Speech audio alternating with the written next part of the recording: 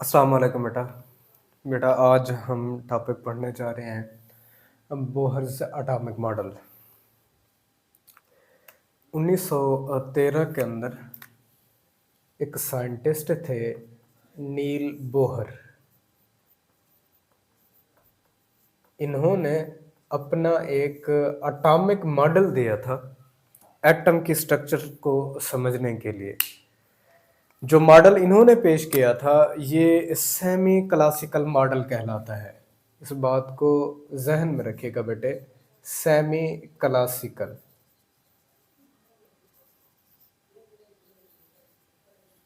कुछ हद तक ये क्लासिकल फिजिक्स को इस्तेमाल करता है और कुछ हद तक ये क्वांटम फिजिक्स को इस्तेमाल करता है।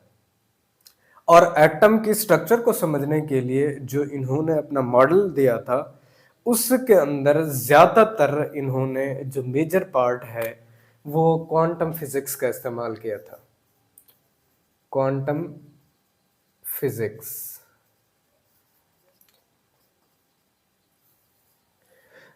बेटा इस चैप्टर को स्टार्ट करते हुए हमने देखा कि जब हाइड्रोजन स्पेक्ट्रम सामने आया, जब इसको पहली मर्तबा बाल्मर ने ऑब्जर्व किया तो उसके अंदर डिस्क्रीट लाइन ऑफ वेवलेंथ या डिस्क्रीट लाइंस दिखाई दी थी उस हाइड्रोजन स्पेक्ट्रम के अंदर, जिसको मैथमेटिकली तौर पर रेडबर्ग ने एक्सप्लेन किया था। अब इनकी वजाहत कैसे दी जाए, उस दौर के अंदर ये चैलेंजिंग था। क्यों? क्योंकि एटॉमिक स्ट्रक्चर के ऊपर इतना काम नहीं हुआ था 1913 तक के दौर के अंदर। 20वीं सदी की इब्तदा के अंदर एटॉमिक स्ट्रक्चर के बारे में इतना ज्यादा डिटेल्ड और बेहतर एक्सपेरिमेंटल एविडेंस भी नहीं था और बेहतर लॉज भी मौजूद नहीं थे उस वक्त। क्लासिकल फिजिक्स फेल होती हुई दिखाई दे रही थी इस टेन्योर के अंदर, इस वक्त के अंदर। तो बेहतर एक जो स्ट्रगल थी एटॉमिक स्ट्रक्चर को समझाने की वो सबसे पहले थी रदरफोर्ड की, लेकिन वो भी एक्सपेरिमेंट खत्म हो गया। उसकी वजह ये थी कि उन्होंने क्लासिकल फिजिक्स को इस्तेमाल किया था। अब रदरफोर्ड के बाद नील बोहर ही वो साइंटिस्ट थे जिन्होंने आकर एटम के बारे में, एटॉमिक स्ट्रक्चर के बारे में, ये किस तरह से बना हुआ है, इसके अंदर पाए जाने वाले पार्टिकल्स किस तरह के हैं और किस तरह की अरेंजमेंट के अंदर होते हैं, उसके बारे में जो बेहतर और अच्छा एक पॉइंट ऑफ व्यू दिया था अपने मॉडल की सूरत के अंदर, वो कौन थे? ये नील बोहर ही थे।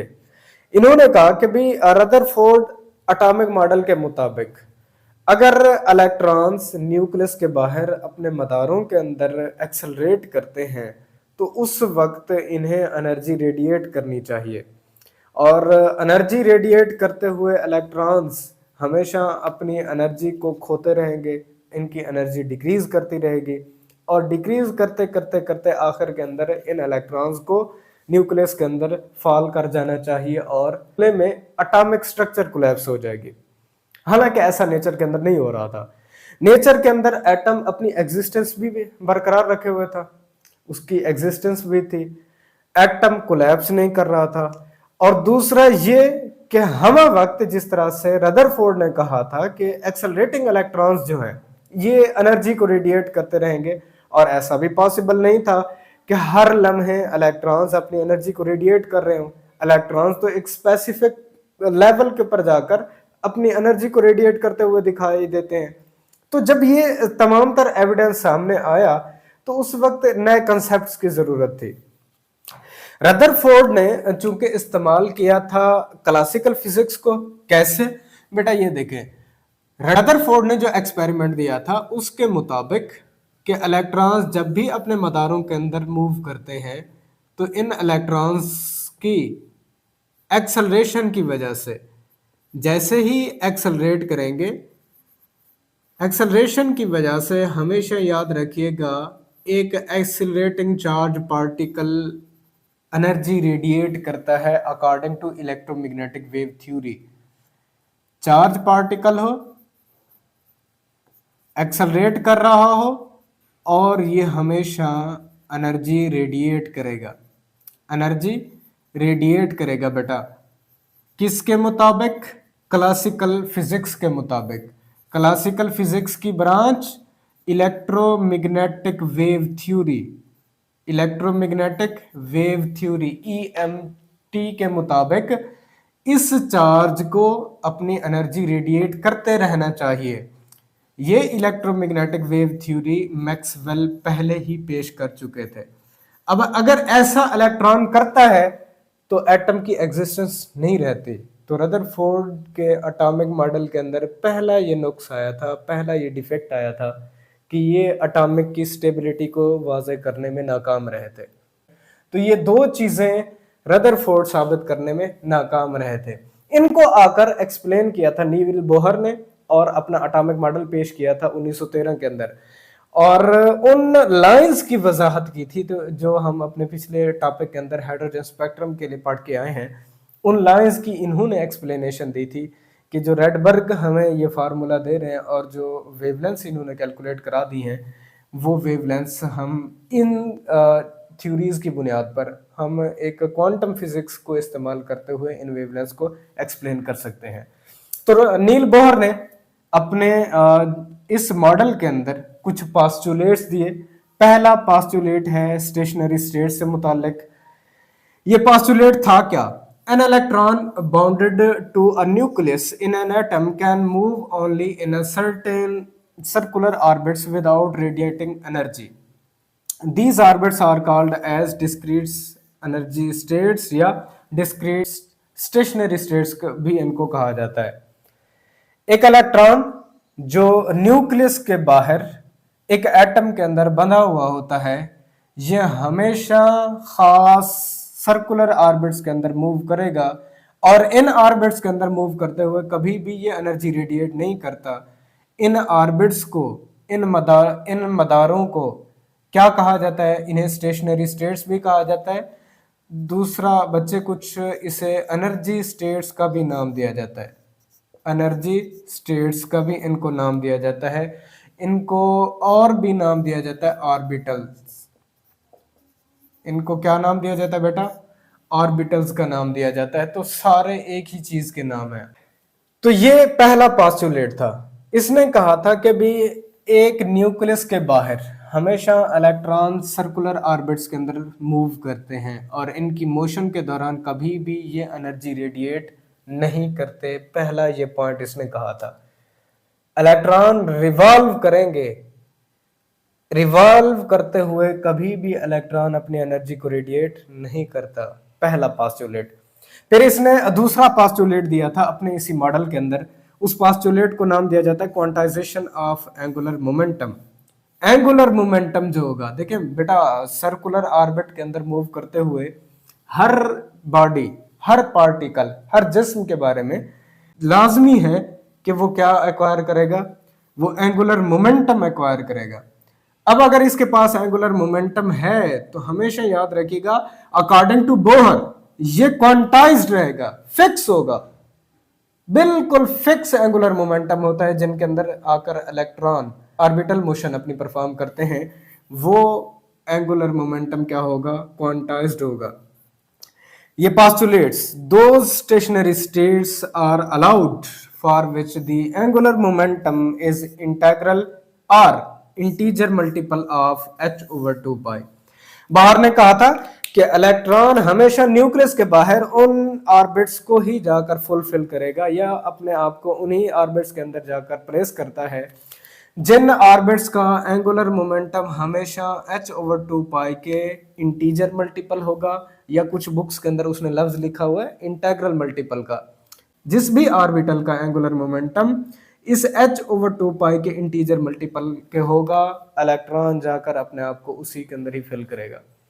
अगर तो किसी ऑर्बिट का एंगुलर मोमेंटम h/2π के इंटीजर मल्टीपल नहीं है, इंटीग्रल मल्टीपल नहीं है, तो कभी भी इलेक्ट्रॉन ऐसे ऑर्बिट के अंदर जाकर अपने आप को फिल नहीं करेगा, या ऐसे ऑर्बिटल्स के अंदर इलेक्ट्रॉन्स कभी भी नहीं पाए जाएंगे।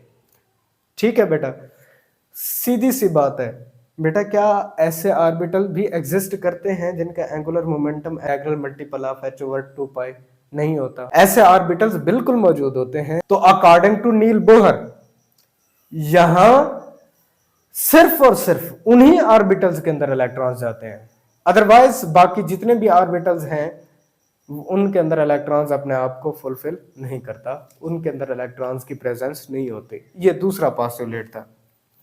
इस पोस्टुलेट के मुताबिक एक ऑर्बिटिंग इलेक्ट्रॉन के लिए गौर कीजिएगा, हम इसके एंगुलर मोमेंटम को अल्फा से डिनोट करते थे चैप्टर नंबर 5 सर्कुलर मोशन का, रोटेशनल मोशन का। फर्स्ट ईयर के अंदर आपका मौजूद है, ये क्लास 11th के अंदर, उसके अंदर आपने पढ़ा था इसे आरपी, ठीक है, रेडियस ऑफ द सर्कल, और लीनियर मोमेंटम कहा से जरा।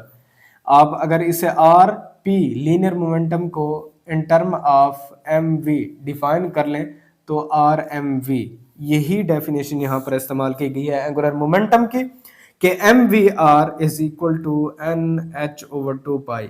एन एक इंटीजर है, इंटीजर से मुराद क्या है कि ये वैल्यूज रखेगा 1 2 3 अप टू सो ऑन। वैसे एन यहाँ प्रिंसिपल क्वांटम नंबर को जाहिर कर रहा होता है, ठीक है बेटा, प्रिंसिपल क्वांटम नंबर को जाहिर करेगा। तो ये दूसरा पोस्टुलेट है, ठीक है बेटा। इसके बाद तीसरा उसने पोस्टुलेट दिया था क्वांटाइजेशन ऑफ एनर्जी, कि इन ऑर्बिट्स के अंदर रहते हुए भी इलेक्ट्रॉन के पास हमेशा फिक्स्ड अमाउंट के अंदर एनर्जी होगी, ठीक है बेटा। और दूसरा जो इसने कहा था वो इंटरेस्टिंग है, उस पर थोड़ा सा गौर कीजिएगा। तीसरा ये पोस्टुलेट हमें एक और भी इंफॉर्मेशन देता है, when ever an electron makes transition, जब भी एक इलेक्ट्रॉन ट्रांजिशन करेगा उसके लिए बात को नोट कीजिएगा बेटा, that is jumps from high energy state to low energy state. Transition के दौरान अगर इलेक्ट्रॉन एक हाई एनर्जी स्टेट में से लो एनर्जी स्टेट के अंदर आना चाहेगा, then a photon of energy HF is emitted. एक एनर्जी HF का फोटॉन इमिट हो जाएगा। अगर एनर्जी ऑफ अ फोटॉन को बाय प्लैंक्स थ्योरी HF के बराबर लिखा जाए तो हमेशा याद रखिएगा ये बराबर होगा En माइनस EP के। तो इसको थोड़ा सा डायग्राम से बेटा समझ लेते हैं। ऐसे कर लेते हैं, हमारे पास ये न्यूक्लियस है, central part of the atom, और इसके बाहर मदारों के अंदर इलेक्ट्रॉन्स हरकत कर रहे हैं, शेल्स में इलेक्ट्रॉन्स रिवॉल्व कर रहे हैं। और इन रिवॉल्विंग इलेक्ट्रॉन्स के लिए अब वो जो थर्ड पोस्टुलेट के अंदर हमें बता रहा है वो यही हमें बता रहा है कि हमेशा याद रखिएगा इलेक्ट्रॉन एनर्जी उस वक्त इमिट भी करता है या उस वक्त एब्जॉर्ब भी करता है, दोनों लफ्ज इसके लिए इस्तेमाल किए जाते हैं। जब भी इलेक्ट्रॉन या तो लो एनर्जी स्टेट से हाई एनर्जी स्टेट के अंदर जाए या हाई एनर्जी स्टेट से लो एनर्जी स्टेट के अंदर आएगा, इन दो केसेस के अंदर हमेशा एनर्जी की ट्रांजिशन होगी, इलेक्ट्रॉन्स एनर्जी को इमिट करेंगे, एनर्जी रेडिएट करेंगे, अदरवाइज किसी और केस के अंदर नहीं होगा। ये एक फोटॉन को एब्जॉर्ब करेगा, एक फोटॉन एब्जॉर्ब करेगा, फिर हाई एनर्जी स्टेट के अंदर जाएगा। और इसी तरीके से जैसे ही एक हाई एनर्जी स्टेट से एक लो एनर्जी स्टेट के अंदर आएगा तो HF एनर्जी का एक फोटॉन बेटा ये इमिट करेगा। तो ये दो बातें आपने नोटिस में रखनी है। हालांकि रदरफोर्ड के एटॉमिक मॉडल के अंदर उसने कहा था कि जैसे ही ये मदारों के अंदर इलेक्ट्रॉन्स एक्सेलरेट कर रहे होते हैं तो उस वक्त ही ये एनर्जी रेडिएट करते हैं। हालांकि इसने कहा नहीं, ऐसा बिल्कुल भी नहीं है। इलेक्ट्रॉन हमेशा हाई एनर्जी स्टेट से लो एनर्जी स्टेट की तरफ जाए या लो एनर्जी स्टेट से हाई एनर्जी स्टेट की तरफ जाए तो उस वक्त एनर्जी रेडिएट करते हैं, उस वक्त एनर्जी इमिट करते हैं या एब्जॉर्ब करते हैं, अदरवाइज ये इन ऑर्बिटल्स के अंदर मूव करते हुए कभी भी एनर्जी रेडिएट करते हैं। तो ये HF बराबर होगा, जिस एनर्जी का फोटोन एब्जॉर्ब हुआ है या इमिट हुआ है, ये बराबर होगा उन दो एनर्जी शेल्स के दरमियान में एनर्जी डिफरेंस के बराबर। ठीक है बेटा, उन दो स्टेशनरी स्टेट्स की एनर्जी डिफरेंस के बराबर होगा। अब जो ऑर्बिटल्स के बारे में कंसेप्ट दिया था नील बोहर ने, इसको फिर इसकी प्रेडिक्शन की थी डी ब्रॉगली ने।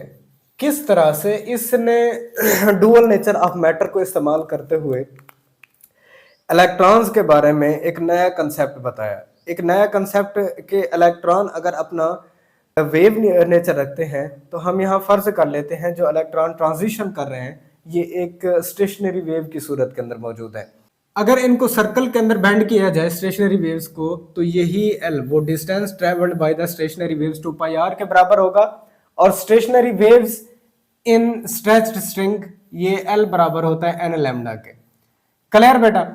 अब दोनों डिस्टेंसेस हैं, इन दोनों को आपस में इक्वेट कर देंगे, इसे इक्वेशन नंबर 1 कर दें और इसे इक्वेशन नंबर 2 कर दें, दोनों का कंपैरिजन करेंगे, लेफ्ट हैंड साइड्स बराबर हैं तो राइट हैंड साइड्स भी बराबर हो जाएंगे, इसीलिए एन लैम्डा बराबर है 2 पाई आर के। सिंप्लीफाई करें, हमने वेवलेंथ मालूम करना है तो एन को दूसरी तरफ डिवाइड कर लेंगे, ये लैम्डा की वैल्यू हमारे पास आ गई। डी ब्रॉगले हाइपोथेसिस के मुताबिक किसी भी एक वेव का एक पार्टिकल के साथ रिलेशन बनाना हो और उस पार्टिकल के मोमेंटम के साथ, लैम्डा बराबर होता है एच ओवर पी। पी यहां मोमेंटम है जिसे आप mv से रिप्लेस कर सकते हैं। यहां भी वेवलेंथ है, यहां भी वेवलेंथ है, दोनों को इक्वेट कर दें, 2 pi R over N is equal to H over P. P की जगह पर लीनियर मोमेंटम है तो इसकी डेफिनेशन के मुताबिक इसका मैथमेटिकल फार्मूला पुट कर दिया गया एम वी के बराबर। यहां आर की वैल्यू को अगर कैलकुलेट करना चाहेंगे रेडियस ऑफ द सर्कल को, तो वो हमारे पास बराबर होगा, आप एन को यहां मल्टीप्लाई करेंगे एन एच बन जाएगा, जबकि 2 पाई को नीचे डिवाइड करेंगे तो 2 पाई एम वी लिखा जाएगा। या इसको थोड़ा सा मजीद भी अरेंज कर लें, एम वी को भी यहां मल्टीप्लाई कर दें, एम वी आर बन जाएगा एन एच ओवर 2 पाई। जो सेकंड पास्टुलेट नील बोहर ने दिया था, वो सेकंड पास्टुलेट यहां डी ब्रॉगली ने इंटरप्रेट किया था कि वाकई में एंगुलर मोमेंटम जो है ये एन एच ओवर 2 पाई के बराबर होता है। तो इस एविडेंस की वजह से नील बोहर के सेकंड पास्टुलेट को काफी हद तक पजीराई मिली कि काफी आपके जो थ्योरी, आपका जो मॉडल है कुछ हद तक तो बेहतर है, लेकिन इसके अंदर काफी सारी और भी चीजें थी जिनकी वजाहत ना दी जा सकी कि किस तरह से ये ट्रांजिशन होगी। अगर ये ट्रांजिशन हो रही है तो आप इसके ऊपर किस तरह का कंसेप्ट इस्तेमाल करेंगे, क्योंकि उस वक्त जितना भी ये कंसेप्ट था एक क्वांटम फिजिक्स का, वो इतना डिटेल्ड नहीं हुआ था कि एक पार्टिकल से जुड़ी हुई कोई एक वेव भी होती है, इसका एक्सपेरिमेंटल एविडेंस अभी तक नहीं मिला था। डी ब्रॉगली भी अभी तक अपनी थ्योरी पेश कर चुके थे कि अगर वेव पार्टिकल के तौर पर एक्ट कर सकती है तो पार्टिकल भी अपना वेव बिहेवियर जाहिर कर सकता है। वो थ्योरी मौजूद थी, डेविसन और जर्मन ने तो बाद में आकर अपना एक एक्सपेरिमेंट परफॉर्म किया था और इसे सबूत दिया था। तो इस तरह से इनके एटॉमिक मॉडल को कुछ हद तक तो एक्सेप्ट किया गया, लेकिन इसके ऊपर काफ़ी सारे ऑब्जेक्शंस भी लगाएंगे। वो यही थी कि आप इन ट्रांजिशंस को कैसे एक्सप्लेन कर सकते हैं, किस बिहाव पर एक्सप्लेन कर सकते हैं, तो ये उनको एक्सप्लेन करने में नाकाम रहे थे। इसके बाद आप एक लॉन्ग क्वेश्चन के अंदर एक दूसरा टॉपिक शामिल करते हैं क्वांटाइज्ड रेडियाई का, कि एक न्यूक्लियस के बाहर इलेक्ट्रॉन जिन मदारों के अंदर हरकत कर रहे होते हैं उनका रेडियस भी फिक्स होता है, क्वांटाइज्ड होता है, फिक्स्ड अमाउंट के अंदर होती है इसकी वैल्यू। वो क्वांटाइज्ड कैसे होते हैं, उसके लिए फर्ज कर लेते हैं हम कि सेंट्रल पार्ट एक न्यूक्लियस है जिसके ऊपर पॉजिटिव चार्ज हमेशा होता है और न्यूक्लियस के अंदर प्रोटॉन्स की वजह से ही पॉजिटिव चार्ज आता है, और इसका मैस कैपिटल एम से अगर जाहिर कर लिया जाए, और इस न्यूक्लियस के बाहर एक इलेक्ट्रॉन जिसके ऊपर नेगेटिव ई चार्ज होता है, इसका मैस एम है, ये इस ऑर्बिट के अंदर मूव कर रहा है। फर्ज कर लेते हैं इस ऑर्बिट का जो रेडियस है वो आर एन है। क्लियर बेटा? अब सिंपलर बात है, सर्कुलर मोशन के दौरान हमेशा याद रखिएगा एक पार्टिकल जब सर्कुलर ट्रैक के ऊपर मूव कर रहा होता है तो इसकी लीनियर वेलोसिटी हमेशा टेंजेंट टू द पॉइंट होती है, तो इसीलिए यहाँ इसकी वेलोसिटी वी एन हम कंसीडर कर रहे हैं जनरल फार्मूले के लिए। तो वेलोसिटी टेंजेंशियल है, लीनियर है, लेकिन इसे एन से रिप्रेजेंट करने का मकसद हमारा क्या है कि एक जनरल फार्मूला हम बनाने की कोशिश कर रहे हैं। अब इस पार्टिकल के ऊपर दो फोर्सेस एक्ट करेंगी। पहली तो बात हमेशा याद रखिएगा, एक सर्कुलर ट्रैक के ऊपर मूव करते हुए जो भी जिस्म हो, चाहे वो चार्ज पार्टिकल हो, इसके ऊपर सेंट्रीपिटल फोर्स एक्ट करती है, पहली बात। दूसरा, अब दो चार्ज पार्टिकल्स हैं, एक इलेक्ट्रॉन है, एक कुछ प्रोटॉन्स है, एक दूसरे को अट्रैक्ट करेंगे, कोलम फोर्स इनके ऊपर एक्ट करेगी। तो दो तरह की फोर्सेस एक्ट कर रही होती हैं। कोलम फोर्स हमेशा एफ ई के Q1 Q2 आर स्क्वायर के बराबर होती है। Q1 अगर यहाँ प्रोटॉन है तो प्लस ई इसके ऊपर चार्ज, हमने मैग्नीट्यूड फॉर्म लेनी है तो जस्ट ई कंसीडर कर लेंगे, और इलेक्ट्रॉन इसके ऊपर नेगेटिव चार्ज लेकिन मैग्नीट्यूड लेनी है तो जस्ट ई कंसीडरेशन में लिया जाएगा, और इनके दरमियान में जो ये डिस्टेंस है हर लिहाज से आर एन है, तो ये सेपरेशन भी इनके दरमियान में आर एन बना देंगे और इसका स्क्वायर कर देंगे। दोनों चार्जेस ई हैं तो ई का स्क्वायर बना देंगे। के यहाँ एक कांस्टेंट है, कांस्टेंट ऑफ प्रोपोर्शनैलिटी है, इसकी वैल्यू को रिप्लेस किया जाएगा। इसी तरह से सेंट्रीपिटल फोर्स हमेशा M V square over R, इसीलिए इसे वी एन हमने लिखा हुआ है, इसका square divided by R N. अब ये भी फोर्स है, ये भी फोर्स है, लेफ्ट हैंड साइड्स बराबर हैं तो राइट हैंड साइड्स भी इनके आपस में बराबर कर दें। अब ये बराबर होगा M N square divided by R N is equal to K E square divided by R N का स्क्वायर। अब देखें आर एन से एक पावर आर एन की कैंसल आउट हो जाएगी। M V N square is equal to K E square divided by R N. Niels Bohr का यही कंसेप्ट, इसके सेकंड पोस्टुलेट के मुताबिक हमेशा angular momentum N H over 2 pi के बराबर होता है। M V N R N N H over 2 pi के बराबर। तो M V N R N, यहां से आप वी एन की वैल्यू को कैलकुलेट कर लें।